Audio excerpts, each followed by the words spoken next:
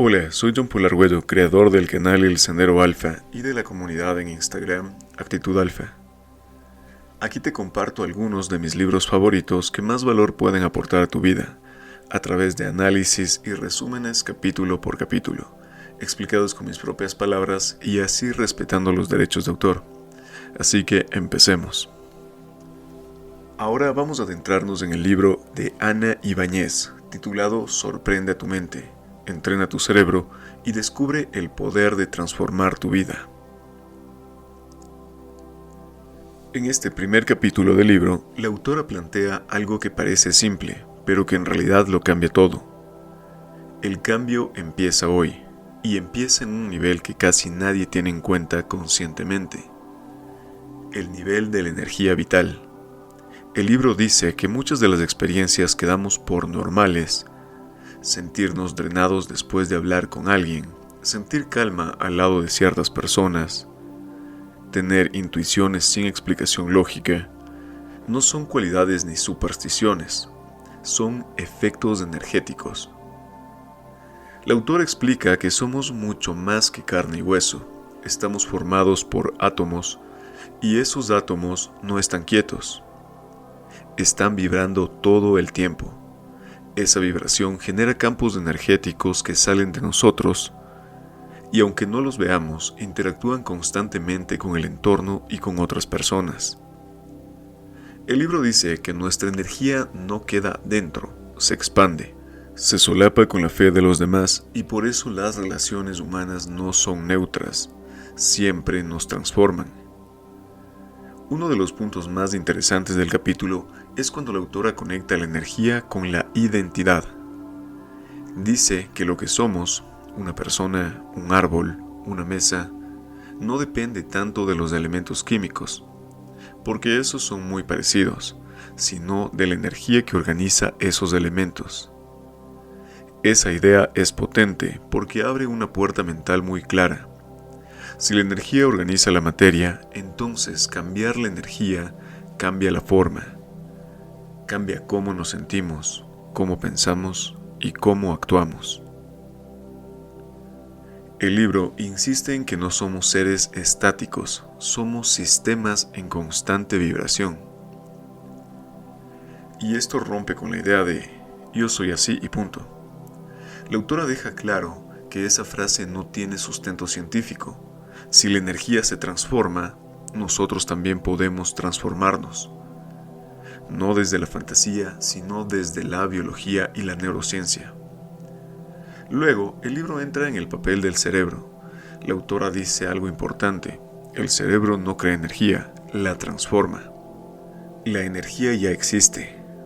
Lo que hace el cerebro es convertirla en pensamientos, emociones, decisiones y estados internos. Y aquí aparece una relación clave que atraviesa todo el libro: la relación entre energía, pensamiento y realidad. El libro dice que los pensamientos no son solo ideas abstractas, son impulsos energéticos reales que recorren el cuerpo.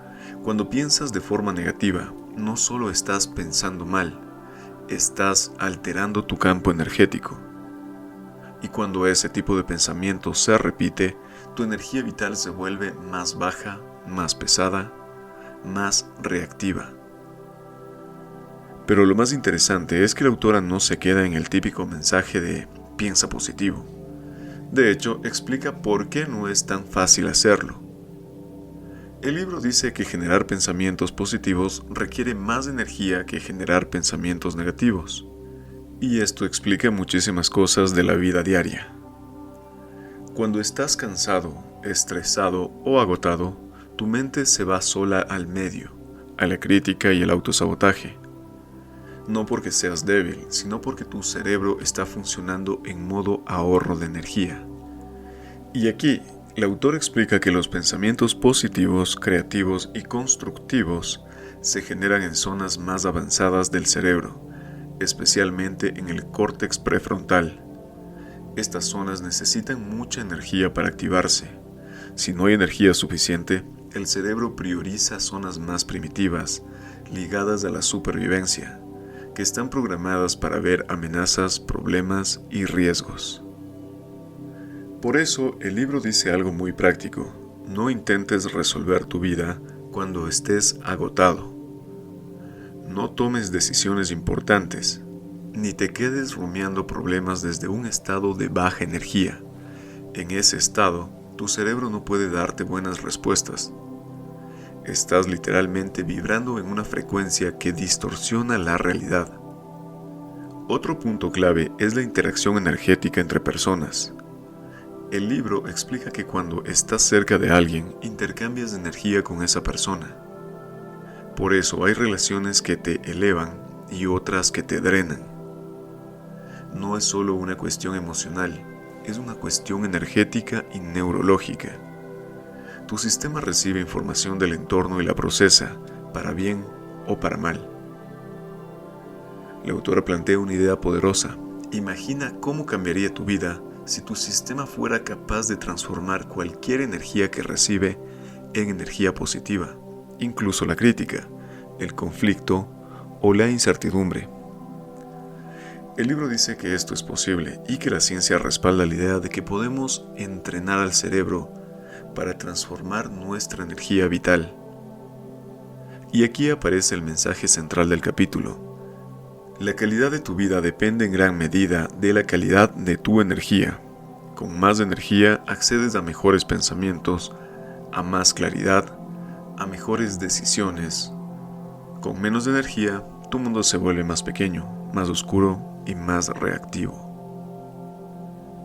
Este capítulo no te dice que ignores los problemas, sino que entiendas desde dónde los estás mirando.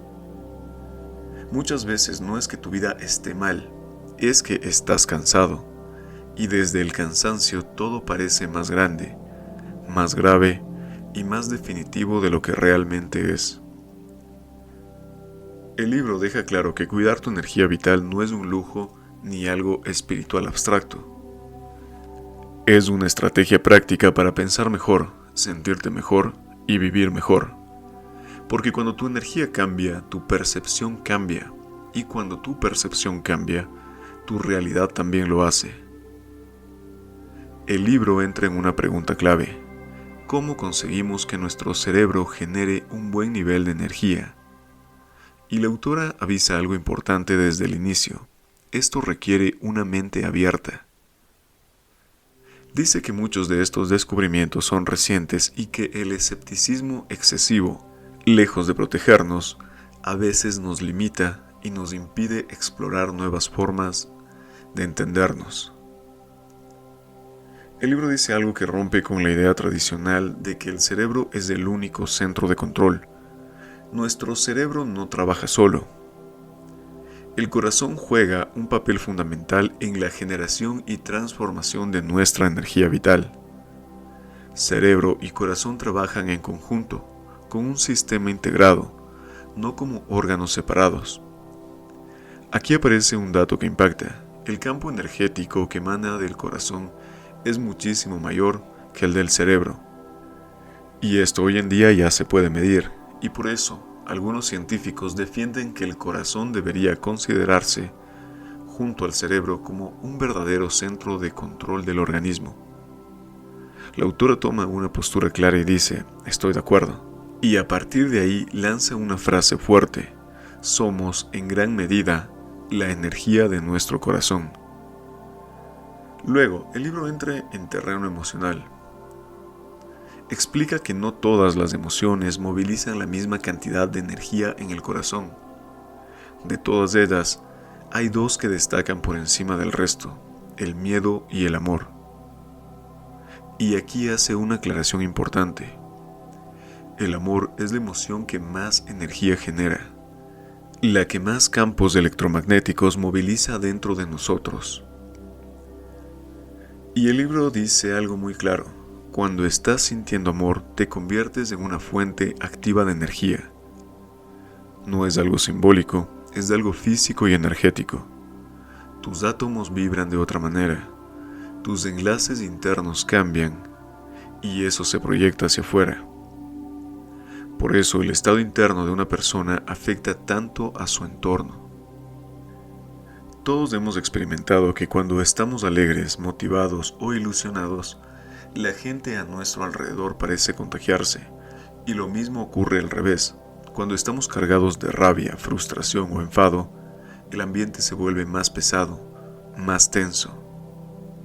El libro dice que esto no es casualidad, es un intercambio energético constante. Y aquí aparece una de las ideas más potentes de todo el capítulo.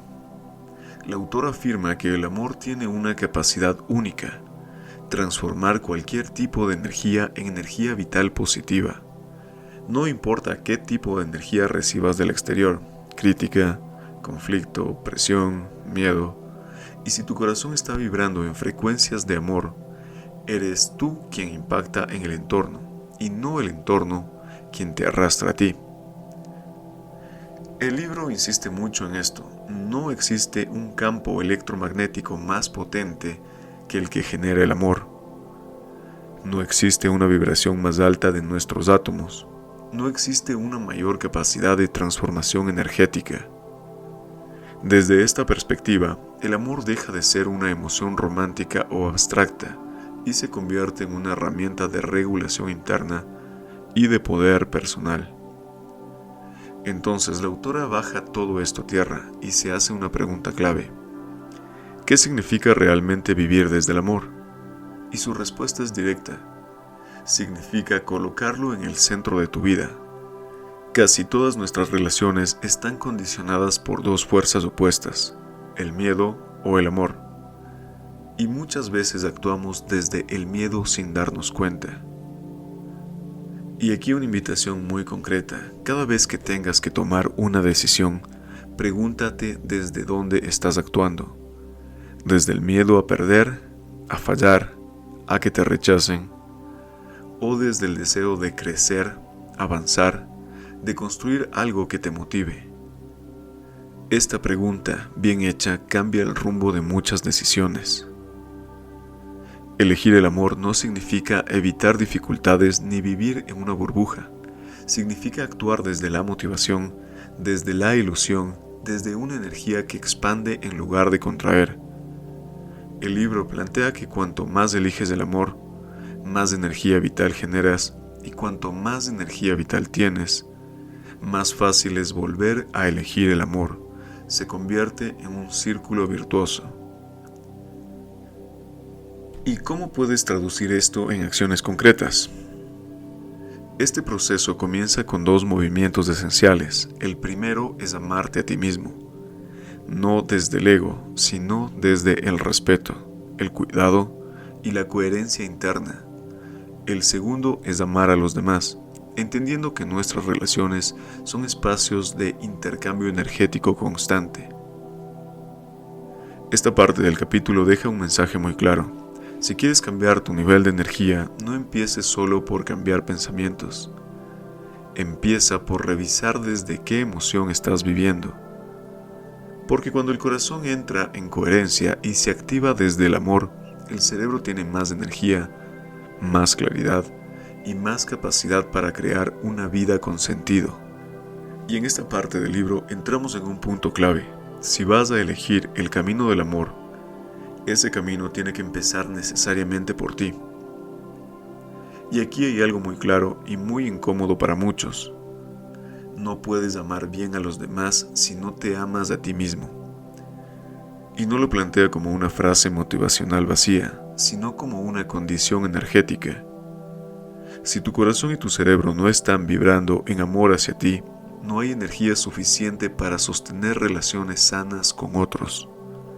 Te lo repito de nuevo. Si tu corazón y tu cerebro no están vibrando en amor hacia ti, no hay energía suficiente para sostener relaciones sanas con otros. Amarte a ti mismo no es egoísmo, es todo lo contrario. De hecho, lo define como el acto egoísta más generoso que puedes hacer por los demás. Porque cuando te amas bien, no proyectas carencias, no buscas validación constante y no drenas energía ajena.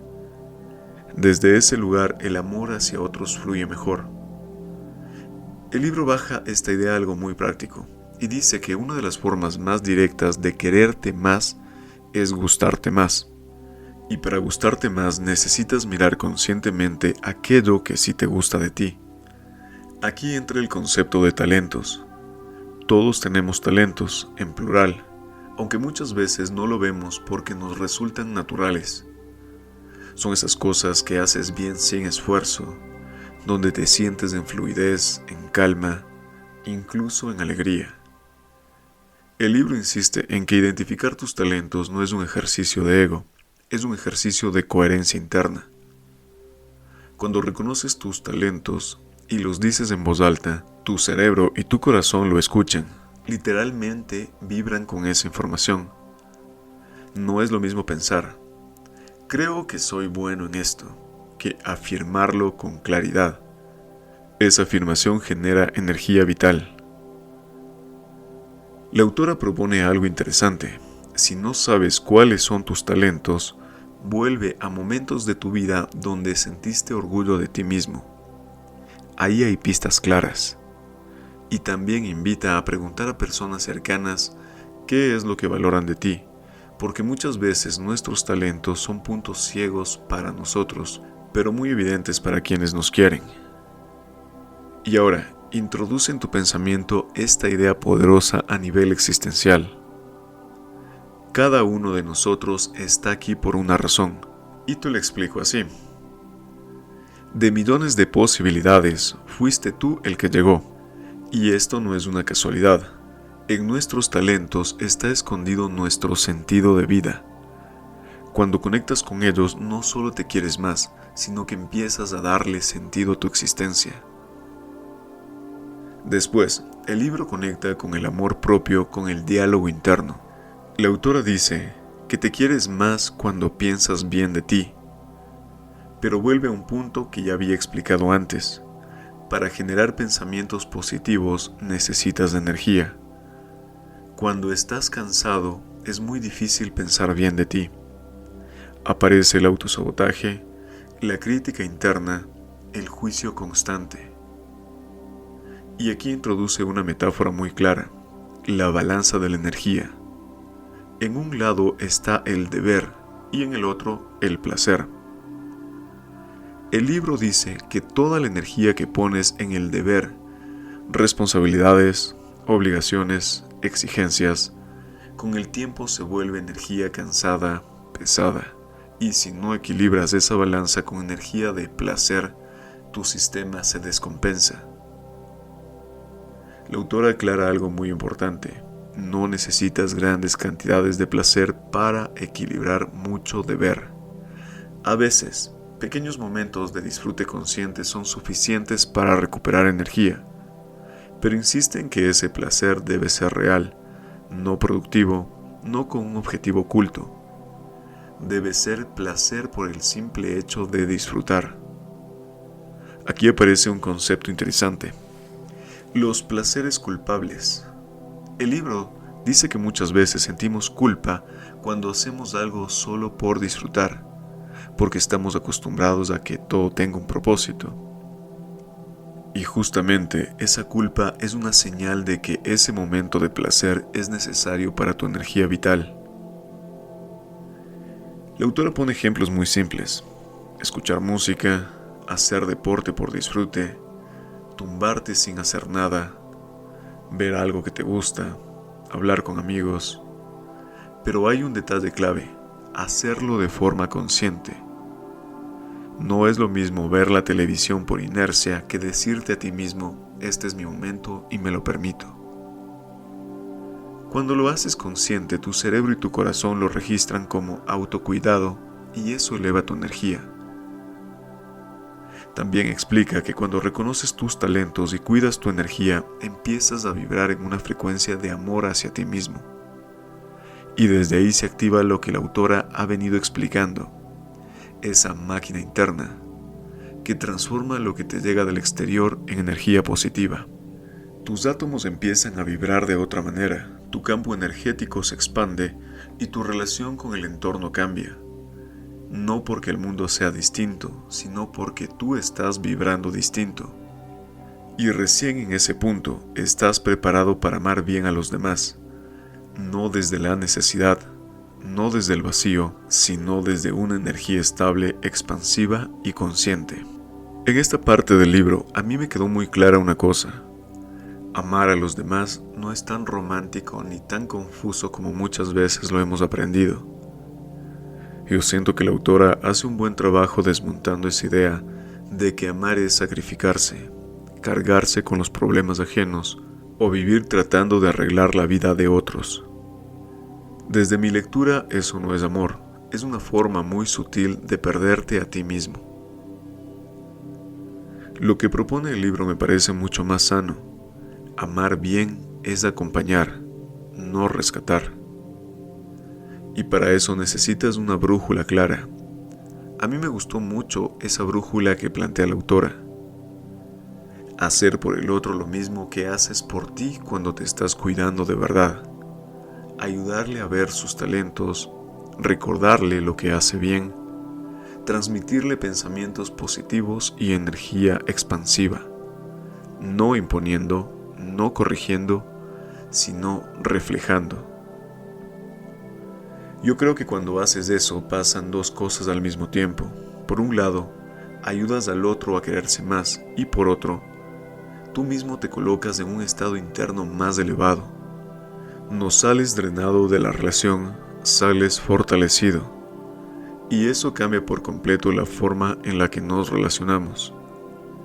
Algo que me pareció muy potente es la idea de la cadena.